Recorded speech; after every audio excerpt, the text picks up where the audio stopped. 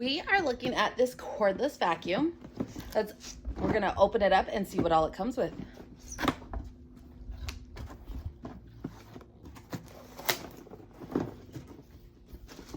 We have an instruction manual.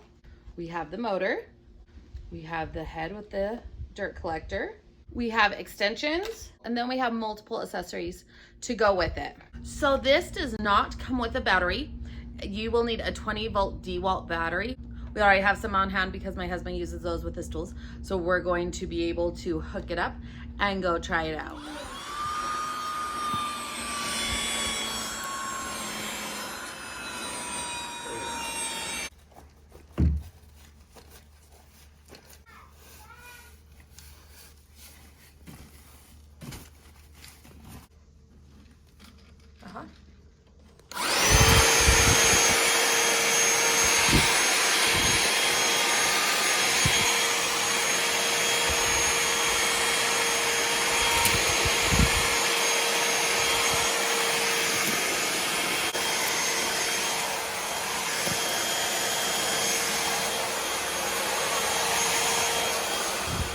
All right, as you saw when we were sweeping, it was really hard for us to get into those corners to make sure they were cleaned out good.